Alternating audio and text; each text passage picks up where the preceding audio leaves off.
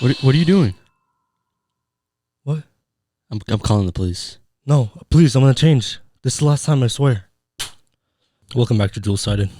Jon Jones has been in some very, deep. He's in some deep water with the law once again. On Thursday, September 23rd, the UFC Hall of Fame ceremony took place in Las Vegas, where Jon Jones was awarded for his UFC 165 war against Alexander Gustafsson. Hours later, on Friday morning, he found himself on his way to jail, charged with injuring or tampering with a vehicle, which is a felony, and then a misdemeanor battery domestic violence. So that's two charges right there he was charged with on Friday morning. That very day, Jones was arrested. UFC President Dana White had a blunt response when asked about Jones' arrest, stating, "It's like it's not even shocking anymore. When we bring him here, it's almost expected. You can't even get him in Las Vegas for less than 12 hours to induct him into the Hall of Fame. It's a problem. This guy's got a lot of demons, man. A lot of demons." Many had the same, reaction as, Dana White when they initially heard the news about, Jones on Friday. But it wasn't until Tuesday afternoon where very disturbing details emerged about the arrest. And, this is straight from the report from the Metro PD. According to Vegas Metro PD arrest report, cops were called to Caesars Palace around 5:08 a.m. for a domestic disturbance in a hotel room involving a white female who was bleeding from her nose/mouth and a black male adult who was a pro MMA fighter. When police arrived, they spotted Jon walking near the hotel, where they stopped and detained him. Cops say 34-year-old Jones became irate and smashed his head onto the front hood of the LVMPD patrol vehicle, leaving a medium-sized dent as well as chips in the paint. Police say they then interviewed the alleged victim, which is Jon's fiance, Jessie, and the mother of his three kids, who claimed she was asleep when Jones came back to the room after a night out in Vegas with with his friends. Jessie told police Jon came back and was not very happy. When they asked her if things turned physical, she replied, not too physical, but a little, yeah. When cops asked what she meant, Jessie said, "He touched the back of my head and pulled my hair a little bit, but he did not hit me or anything." However, cops said they noticed blood on her lip, which was also swollen. Jessie told the cops it was because they were dry. Police said they saw blood on her sweatshirt. Cops also checked Jon and Jessie's hotel room, and they saw blood on the bed sheets. When detectives were leaving the scene, they know Jessie was concerned about when Jon would be released from county jail.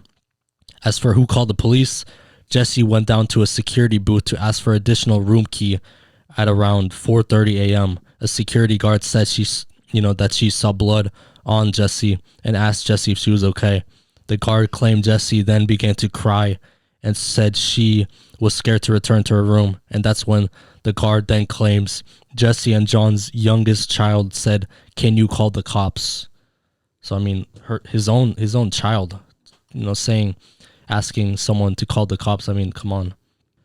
Also from that was missing was Jones was as he was being arrested. The police reportedly stated that Jones started jokingly, stated that he would like to take us all on a fight and see what we could do.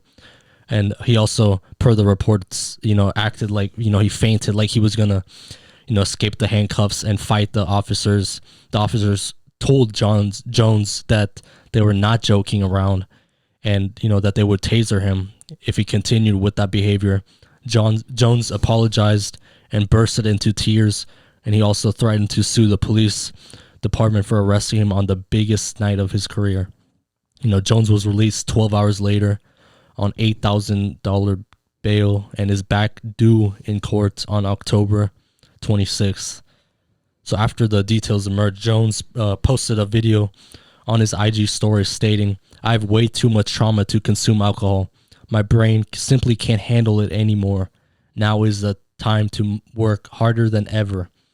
So, once again, if you guys don't know, if you didn't know, this isn't his first, run-in with the law. In 2012, Jones was arrested and pled guilty to a DUI. No serious punishment for that one.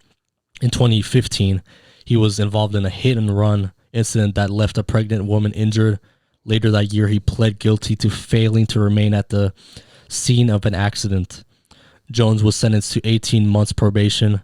And then in 2019, Jones was alleged to have been involved in a violent incident with a cocktail waitress at a strip club in New Mexico.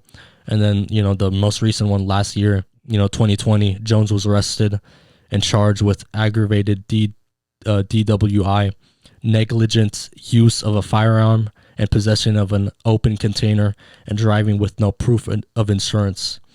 He has since apologized for this incident, but he's been apologizing after every incident over and over, after making mistakes over and over. But when someone keeps making the same mistakes over and over and not learn from them or change at the very least, I mean, at some point you agree that becomes a habit. Yeah, for sure. And he clearly, like Dana, Mr. Dana White said, he has some demons, but I mean, how can he learn from this and learn his lesson and change and actually change for real? I don't think he's gonna learn it. It's gonna be a cycle. You think it's gonna be a cycle? Yeah. So if it's gonna be a cycle, you think at this point the UFC, obviously they have to know. Do you think they consider cutting ties with Jones? I think any other person would do it, but obviously, Jones brings in money. But what about the NFL? If this was an NFL, yeah, NFL, it would happen. It would be done. He would be released for sure. Yeah. So I mean, the UFC has to consider that. I don't know if they, like you said, Jones is one of the biggest stars, arguably the greatest, of all time. This just takes away from what he does in the octagon. But I mean, seeing Jones' behavior, does his behavior strike you as is he a narcissist or a sociopath? I guess maybe a little bit of both, maybe. So I mean, if I'm Dana White, I'm seriously considering cutting him. I mean, it may not be, the popular opinion, but I mean, yeah, he's gonna lose money, but it sends a message to all his fighters that this isn't gonna be tolerated. And I mean, it's the fight business, like he always says. But I mean, you have to draw a line somewhere. So, and this is, battery, domestic violence. I mean, you can't just let that go. It's one thing to, DUI, that's one thing. But I mean, domestic violence while your kid is there, I mean, this is, like you just said, it's a cycle. So, I mean, I don't think he's going to learn. Even DC, there's a clip of him saying, he makes the same mistakes over and over.